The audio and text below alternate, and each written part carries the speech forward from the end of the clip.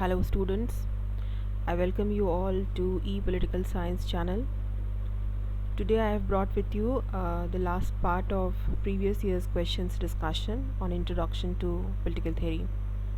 तो ये आज लास्ट पार्ट है और एक्चुअली ऑलरेडी मैंने ये सारी चीज़ें आपके साथ डिस्कस की हुई हैं क्लासेस में, तो ऐसा कुछ नहीं है कि हम चीज़ों को न्यू डिस्कस कर रहे हैं. Already it has been discuss in the classes, but still so that we can do certain revisions और आपको ध्यान में रहे लास्ट मोमेंट में जो हम एग्ज़ाम्स के लिए पढ़ते हैं या हम रिवाइज़ करते हैं या हम स्ट्रैटेजिकली जो फॉर्मेट बनाते हैं क्वेश्चन आंसर्स का, वो हमें ज़्यादा याद रहता है लास्ट मोमेंट के लिए. तो लास्ट मोमेंट की स्टडीज़ बहुत ही इंपॉर्टेंट होती हैं. कई बार ऐसा भी देखा गया है कि कुछ बच्चे पूरे सेमेस्टर नहीं पढ़ाई करते और लास्ट मोमेंट कहने का मतलब एग्ज़ाम के दिन नहीं, that means 20 days to 15 days before they do some strategic planning और बहुत सफल हो जाते हैं वो उस तरह से करके. तो वो इसलिए हो पाता है क्योंकि हमारे पास राइट गाइडेंस होता है. वो समय कुछ हमारे सीनियर्स ने गाइड कर दिया होता है या वैसे भी हमारे पास गाइडेंस होती है, अच्छी बुक्स होती हैं और हम कुछ स्मार्ट वर्क करते हैं तो मैनेज कर लेते हैं. और आपको तो OBE एग्ज़ाम्स लिखना है. सारे बच्चों से मैंने ये पूछा कि how are you writing your OBE paper, so they were just telling me कि मैम बहुत सारे कोर्सेज़ में और ऐसे भी पूछा. तो मोस्ट प्रोबेबली जो बच्चे हैं वो रेफ़र करते हैं किताबें, ओपन बुक है तो हम यहाँ पे देख भी नहीं पाते कौन क्या देख के लिख रहा है. तो जो आप ऑफलाइन में लिखते थे और ऑनलाइन में लिखते हो काफ़ी अंतर है. ऑनलाइन में वैसे भी आप पढ़ाई उस लेवल से उस तरह से कर नहीं रहे क्योंकि आपको लगता है कि आप जो है कुछ देख के लिख सकते हो. बट मैं ये कहूँगी, मेरा एक सिंसियर रिक्वेस्ट है कि आप सिंसियरली अपने एग्ज़ाम्स दें without looking into your books, without looking into your notes. If you need certain help, कुछ डाउट्स है तो आप कर सकते हैं थोड़ा बहुत रेफरेंस, पर कोशिश ये ज़रूर करें कि आप जो है थ्रू आउट अपने जो है एग्ज़ाम्स बिना किसी देखे हुए चीज़ों का कोई हेल्प लिए आप अपने आंसर्स लिखें. So that would be better और वो आपको लॉन्ग टर्म में भी आपको हेल्प करेगा. आपकी एग्ज़ाम्स की तैयारी कैसे होगी, आप फर्स्ट सेमेस्टर से सेकंड सेमेस्टर में चले जाओगे और आपको फर्स्ट सेमेस्टर से कोई भी क्वेश्चन पूछता है तो आपको नहीं पता है, आप एक्सप्लेन नहीं कर पाते. कई बार ऐसे भी होता है बच्चों से जो थर्ड ईयर भी पास करते हैं, चाहे वो किसी भी कॉलेज से हों, तो उनसे कई बार क्वेश्चन पूछा जाता है, उन्हें पता नहीं होता जबकि उन्हें पढ़ाया गया होता है. कारण क्या होता है? कई बार कारण ये भी होता है कि हम चीज़ों को रिवाइज़ नहीं करते. So students please revise maximum times. मैं बार बार कह रही हूँ, एग्ज़ाम्स आपके नॉकिंग हैं और आपको ध्यान रखना है कि आप अपने आंसर राइटिंग करें, क्योंकि अगर आप आंसर राइटिंग करेंगे तो आपको बहुत हद तक हेल्प होगा आंसर्स लिखने में. अदरवाइज़ आप अच्छा आंसर नहीं लिख सकते अगर लास्ट मोमेंट आप ध्यान में रखना चाहते हो कोई भी चीज़ों को. तो आज का जो डिस्कशन है हमारा, 2 इम्पॉर्टेंट क्वेश्चंस हैं, बहुत इम्पॉर्टेंट हैं वो. और मैं ये नहीं कह रही हूँ कि एग्ज़ाम्स में आपको वो क्वेश्चंस आएंगे ही आएंगे, but they are important questions, important from the point of view of your syllabus also, understanding also. और पिछला जो 2 हमारे पार्ट का डिस्कशन रहा उसमें एक क्वेश्चन बहुत इम्पॉर्टेंट था, तो इसलिए मैंने वो आज अपने इस चैनल में उसका डिस्कशन दोबारा से मैंने शुरू किया है. थोड़ा सा स्लाइड्स में पॉइंट्स के साथ मैंने किया है सो दैट कि आपको समझ में आए. फॉर्मेट मैंने यहाँ पे मेंशन किया है, तो प्लीज़ आप नोट डाउन करना और अच्छे से इसको करना. तो क्वेश्चन है, explain Nozick's entitlement theory of justice. Okay, Nozick के न्याय के अधिकार सिद्धांत की व्याख्या करें. ये क्वेश्चन न्यू सिलेबस के अकॉर्डिंग आ चुका है. मैंने पहले भी डिस्कस किया है, प्रीवियस ईयर्स क्वेश्चंस बहुत पहले डिस्कस किया है जिसमें मैंने क्वेश्चंस ही दिए थे, आप प्लेलिस्ट में जाके देख सकते हो. आज मैं इसको दोबारा से यहाँ पे रिपीट कर रही हूँ. इसलिए भी कर रही हूँ क्योंकि जो नोज़ाइक एंटाइटलमेंट थ्योरी ऑफ जस्टिस थी वो थोड़ा सा हो सकता है कि जो उसमें वीडियो बनाया गया था उसमें मोस्टली मैंने देखा था कि थोड़ा जो है साउंड का जो प्रॉब्लम है वो था, उसमें बहुत जो है क्लैरिटी नहीं है साउंड में. But slides are clearly there.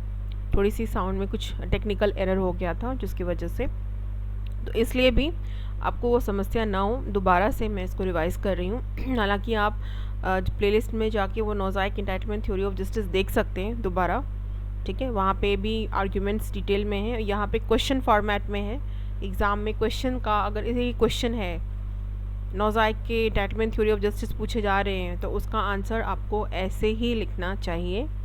If you right these points, you cover up these issues, then obviously you will get a good score according to my understanding।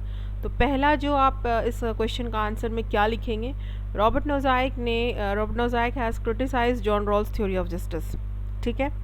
तो वो आपको लिखना पड़ेगा इसमें। आप मेरे वीडियो पे जाके देख लेना नोज़ाइक ने क्यों जॉन रॉल्स की थ्योरी को आलोचना किया है, पैटर्न प्रिंसिपल पे बात किया है, सोशल कोऑपरेशन जो है सिद्धांत का उसका बात किया है कि बहुत ज़्यादा बर्डन हो जाता है सोशल कोऑपरेशन का, ठीक है। इंडिविजुअलिज्म जो है वो भी इंडिविजुअल लिबर्टी भी बहुत हद तक हैम्पर हो जाती है अकॉर्डिंग टू रॉबर्ट नोज़ाइक, क्योंकि वो सेल्फ ओनरशिप को ज़्यादा इंपॉर्टेंट देते हैं। तो आप यहाँ पे जो आंसर शुरू करोगे, नोज़ाइक के John Rawls theory of justice जो है उसकी आलोचना करते हुए आप ये क्वेश्चन का आंसर शुरू कर सकते हैं। Then you have to, second point आप देखो, you have to introduce Robert Nozick approach of libertarianism. Libertarianism Hindi में स्वेच्छा तंत्रवाद है ये, ठीक है। इसको हिंदी में स्वेच्छा तंत्रवाद कहते हैं, पर कभी भी जब आप गूगल ट्रांसलेटर में डालते हो लिबर्टेरियनिज्म, स्वेच्छा तंत्रवाद नहीं आता, ठीक है। स्वतंत्रतावाद आ जाता है, कुछ और आ जाता है, ठीक है, पर स्वेच्छा तंत्रवाद नहीं आता। पर ये स्वेच्छा तंत्रवादी हैं और बहुत हद तक हम इन्हें नव उदारवादी विचारक भी कहते हैं। तो आपको रॉबर्ट नोज़ाइक इंट्रोड्यूस करो, उनको, उनके अप्रोच को इंट्रोड्यूस करो लिबर्टेरियनिज्म को, और उसमें आप उनके साथ साथ फ्रीडमैन और हेक की भी, F.A. हेक की भी चर्चा कर सकते हो, ठीक है। उनकी आइडियोलॉजीज़ क्या है, ये स्कॉलर्स की, ये सारे किस बिलीफ सिस्टम को मानते हैं, और न्यू लिबरलिज्म के टेनेंट्स को आप एक्सप्लेन करिए कि सेल्फ ओनरशिप बहुत इंपॉर्टेंट है इनके अनुसार। इंडिविजुअलिज्म, व्यक्तिवादी सिद्धांत को इन्होंने बहुत ज़्यादा वर्चस्वता दी है, और idea of minimal state is there in neo liberalism. तो नियो लिबरलिज्म या libertarianism, they are same thing, ठीक है। क्योंकि ये जो स्कॉलर्स हैं, नियो लिबरल स्कॉलर्स ही हम कहते हैं, कई बार लिबर्टेरियनिज्म भी जो है टर्म यूज़ किया गया है बहुत जगह, तो कंफ्यूज नहीं होना है, ये दोनों ही टर्म जो है सेम हैं, ठीक है। क्योंकि हिंदी में शब्द बहुत क्लियर नहीं मिल रहा ट्रांसलेटर में, तो आप नव उदारवादी लिख दीजिए विचारक, ठीक है, उससे आप बेहतर समझा सकते हो। फिर चौथे पॉइंट में आपको यहाँ आर्ग्यूमेंट करना है प्रोसीजरल थ्योरी ऑफ जस्टिस, ठीक है, जो प्रक्रियात्मक न्याय का सिद्धांत है। क्योंकि ये प्रक्रियात्मक न्याय के सिद्धांत के सारे स्कॉलर्स हैं, रॉबर्ट नोज़ाइक, F.A. हेक और फ्रीडमैन, इन लोगों ने प्रोसीजरल थ्योरी ऑफ जस्टिस का समर्थन किया है। तो उस प्रोसीजरल थ्योरी ऑफ जस्टिस को बताते हुए फिर आप इनके सिद्धांत पे आ जाइए। 3 प्रिंसिपल की चर्चा की है, वो 3 प्रिंसिपल आपको स्क्रीन में दिख रहे होंगे। A principle of justice in acquisition, it argues about how people first came to own property and what types of things can be held etc। तो एक तो वो जस्ट एक्विजिशन की बात करते हैं कि एक्विजिशन जो है, जो लोग एक्वायर करते हैं अपनी प्रॉपर्टीज़, जो ओन करते हैं, जो भी उनके पास ओनरशिप होता है, उसका आधार क्या है, तो वो एक्विजिशन की बात करते हैं। फिर सेकेंड में है principal of justice in transfer. It means how one person can acquire holdings from another including voluntary exchange and gifts. इसमें हमें ये भी ध्यान रखना है कि जो दूसरी जो प्रिंसिपल की चर्चा कर रहे हैं, वो कह रहे हैं कि ट्रांसफ़र से जो है वो भी हम अपने जो है इंटाइटलमेंट उसको हम बढ़ा सकते हैं। कोई भी व्यक्ति जो है, उनकी जो ओनरशिप है, वो ओनरशिप जो है ट्रांसफ़र से भी हो सकती है। किसी व्यक्ति को किसी ने कोई गिफ्ट दे दिया, इनवॉलेंट्री एक्सचेंज हो गया, ये सारी बातें। पर इसमें ये बात बहुत ध्यान रखने की बात है कि रॉबर्ट नोज़ाइक ने कोई इलीगल ट्रांजैक्शंस की, कोई इलीगल जो ट्रांसफ़र है उसका समर्थन उन्होंने नहीं किया, जस्ट एक्विजिशन का समर्थन किया है। कि जो भी चीज़ें जस्टली एक्वायर्ड हैं आपके टैलेंट के द्वारा, आपके मेरिट के द्वारा, और जिसके आप खुद ही ओनर हो, तो वो आपके पास पूरा अधिकार है कि आप वो जो इंटाइटलमेंट जो है वो उसके आप इंटाइटल्ड हो और वो चीज़ें आपके पास ही होनी चाहिए, वो हम किसी और को ट्रांसफ़र ना करें। तो ये बात का समर्थन यहाँ पे रॉबर्ट नोज़ाई करते हैं। फिर लास्ट पॉइंट है a principle of rectification of injustice. इसका मतलब है which means how to deal with holdings that are unjustly acquired or transferred, how to deal with long past injustices done by government etc. वो ये कहते हैं कि अगर किसी व्यक्ति के साथ या कोई अन्याय हुआ है, पहले किसी सरकार ने किया है, उनके जो इंटाइटलमेंट है या उनका जो भी ओनरशिप है उसको एक्वायर कर लिया गया है अनड्यूली, तो वो इनजस्टिस जो हुआ है वो उस इनजस्टिस को देखा जाएगा और उस इनजस्टिस को रेक्टिफाई किया जाएगा। अगर बहुत पुराने समय में इस तरह का कोई भी ट्रांजैक्शंस किया गया है तो उनके जो खुद वो उनके लिए हकदार थे और उनका हक मार कर किसी और को दे दिया गया है, तो वो ये भी कहते हैं। और अगर इस तरह की जो इनजस्टिस है वो कोई सरकार द्वारा किया गया है, कोई पब्लिक एजेंसीज द्वारा किया गया है, तो वो भी देखा जाएगा। और रेक्टिफिकेशन ऑफ इनजस्टिस का भी आधार उन्होंने अपने सिद्धांत में रखा है। पहले कहते हैं कि जो चीज़ें हैं वो एक्वायर हो रही हैं तो जस्ट एक्विजिशन होना चाहिए, अनजस्ट नहीं होना चाहिए। और जो जस्टिस है वो ट्रांसफ़र के थ्रू भी आएगा, क्योंकि कैसे आएगा, इंटाइटलमेंट थ्योरी जो है, मतलब जिस चीज़ को जो चीज़ के हम हकदार हैं वो हमारे पास होना चाहिए, वो उसके लिए हम हमारा जो ड्यू है वो हमारा ड्यू हमें मिले। तो हमारा ड्यू तभी मिलेगा जब हो सकता है कि जो चीज़ें हम एक्वायर करते हैं वो हमारे पास हो, या कई बार कुछ चीज़ें हमें ट्रांसफ़र से आ जाएं, या कहीं ऐसा भी हो सकता है कि जो पहले से हमारी थी और हमें नहीं मिली है किसी वजह से, और हमारे साथ ऐतिहासिक अन्याय हुआ है या कुछ भी ऐसा हुआ है, तो वो चीज़ें रेक्टिफाई हो जाएं। तो वो भी सिद्धांत की चर्चा वो करते हैं अपने जो थ्योरी ऑफ जस्टिस है। तो ये ध्यान रखना है, 3 प्रिंसिपल्स आप डिटेल्स में एक्सप्लेन करोगे तो बहुत अच्छा रहेगा आपका। फिर लास्टली आपको इस क्वेश्चन के अंदर जो है पॉजिटिवली कंक्लूड करना है, ये बोलते हुए कि जो न्याय का सिद्धांत है प्रोसीजरल के साथ साथ सब्सटैंटिव भी होता है।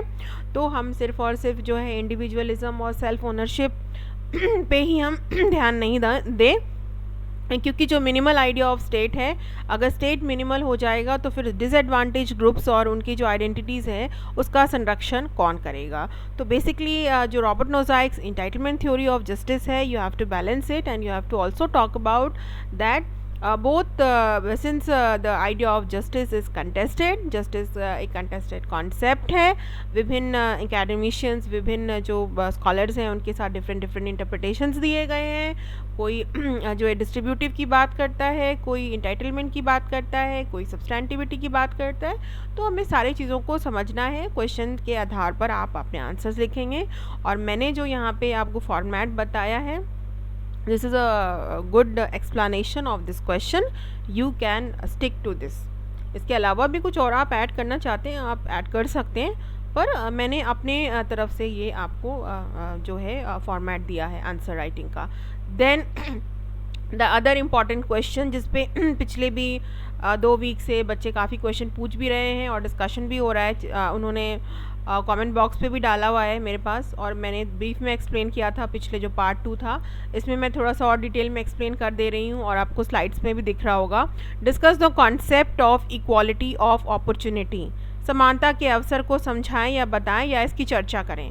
अब क्वेश्चन आप ध्यान से पढ़िए, ये क्वेश्चन पूछ रहा है डिस्कस में क्या होता है, जब भी हम कोई क्वेश्चन को डिस्कस करते हैं तो उसमें हम पॉजिटिव नेगेटिव हर कुछ लिखते हैं। बेसिकली ज़रूरी नहीं है कि हम उसका क्रिटिकल पर्सपेक्टिव पे ज़्यादा फोकस करें। डिस्कशन का मतलब है आपका डिस्कशन का लेवल कुछ भी हो सकता है, कोई भी संदर्भ आप इसमें ऐड कर सकते हैं, बट ऑब्वियसली पॉल थ्योरी से रिलेटेड ही चीज़ों को आपको लिखना है इसमें, ठीक है। तो पहला आप इसमें डिफ़ाइन करेंगे टर्म को कि क्या है equality of opportunity. Basically equality of opportunity liberal position जो है इक्वालिटी का उसके अंदर समझाया गया है, फॉर्मल इक्वालिटी भी हम इसे कह सकते हैं कुछ हद तक। तो आप पहले इसको समझाएंगे पूरा कि इक्वालिटी ऑफ अपॉर्चुनिटी क्या होता है। विदाउट एनी डिस्क्रिमिनेशन सभी को इक्वल अपॉर्चुनिटीज़ मिलनी चाहिए सोसाइटी में, समाज में, एजुकेशन में, एम्प्लॉयमेंट में, सारी चीज़ें। तो पहले आप इसको पहले एक्सप्लेन करेंगे, डिफ़ाइन करेंगे, और उससे पहले इक्वालिटी ऑफ अपॉर्चुनिटी से भी पहले अगर आप और डिफ़ाइन करना चाहते हैं इसको और थोड़ा सा स्पेसिफिक करना चाहते हैं तो you have to define first of all equality. आप समानता को समझाइए, क्योंकि समानता से ही ये आया है, टाइप्स ऑफ इक्वालिटी का ये पार्ट है, ठीक है। तो सबसे पहले most important thing is you need to define equality, what is equality. तो समानता को आप समझाइए, जो भी समानता के डेफिनेशंस हैं, जो भी स्कॉलर का आपको देना चाहते हो आप दो। तो आप उसके बाद फिर आप इस पे आ जाओ और फिर एक्सप्लेन करो फॉर्मल और जो लिबरल पोजीशन है इक्वालिटी का। फिर मैंने आपको बताया कि संविधान में अनुच्छेद 16 आर्टिकल 16 में 1 2 3 4 5 में ये पूरा एक्सप्लेन है equality of opportunity in matters of employment, education और जो भी चीज़ें हैं सारा उसके अंदर एक्सप्लेन है। और एक्सेप्शंस भी दिए हुए हैं कि ऐसा नहीं है कि अगर संविधान ने इक्वालिटी ऑफ अपॉर्चुनिटी की बात की है तो किसी तरह से कोई जो है प्रोटेक्टिव डिस्क्रिमिनेशन का जो प्रिंसिपल है वो अप्लाई नहीं होगा। तो वो कुछ खुद ही आर्टिकल में मेंशन है कि प्रोटेक्टिव डिस्क्रिमिनेशन के प्रिंसिपल अप्लाई किए जाएंगे। तो नाउ ये एक बहुत जो है डिफ्रेंसिएशन यहाँ पे देखने को मिलता है कि एक तरफ हम समान अवसर की बात करते हैं, दूसरी तरफ संविधान में खुद से ही मेंशन है कि अगर ज़रूरत पड़ी तो हम जो है ऐसे ग्रुप्स के लिए और जिनके लिए डिसएडवांटेज ग्रुप्स हैं, फीमेल हैं, विमेन हैं, बैकवर्ड ग्रुप्स हैं, उनके लिए हम जो है प्रोटेक्टिव डिस्क्रिमिनेशन पॉलिसी अपनाएंगे। तो that means then how are we going to apply equality of opportunity. फिर समान अवसर का सिद्धांत तो फिर यहाँ पे फिर इसका तो उल्लंघन हो रहा है अगर हम इक्वालिटी ऑफ अपॉर्चुनिटी का संवैधानिक परिप्रेक्ष्य देखें। तो मैंने यही कहा था कि हमें इस जो कॉन्सेप्ट है उसका इम्प्लीमेंटेशन पार्ट भी देखना है। तो how in implementation when we see we find that informal idea of equality is also is there. Okay, हम ये भी देखते हैं कि जब हम इसका क्रियान्वयन देखते हैं इक्वालिटी ऑफ अपॉर्चुनिटी का, तो हम ये देखते हैं कि informal idea of equality that means the protective discrimination policy भी इम्प्लीमेंट हो रहा है। तो क्या मतलब है फिर इसका? तो चौथे पॉइंट में आप चौथे मतलब पैराग्राफ में आप ये भी डिस्कस कर सकते हो कि whether equality of opportunity is against the ideals of egalitarianism. तो क्या हम ये कह सकते हैं कि समान अवसर का जो सिद्धांत है, समानता के जो समान अवसर का सिद्धांत है, फिर वो जो है समतावाद के सिद्धांत के खिलाफ है? क्योंकि इक्वालिटी ऑफ अपॉर्चुनिटी तो लिबरल आइडिया के बारे में बोलता है और लिबरल आइडिया जो है प्रोसेस के बारे में बोलता है, और फिर वहाँ पे तो वेलफेयर आइडिया की जो कॉन्सेप्ट हैं वो अप्लाई नहीं होते हैं। इगैलिटेरियनिज्म, इक्वालिटी तो उस तरह से अप्लाई नहीं होता, सबको हम समान नहीं देख रहे हैं ना। फिर हम क्या कर रहे हैं, हम जिनके पास ज़्यादा मेरिट है, ज़्यादा टैलेंट है, वो जो आगे आएंगे फिर। तो क्या फिर इक्वालिटी ऑफ अपॉर्चुनिटी अगेंस्ट है आइडियल्स ऑफ इगैलिटेरियनिज्म?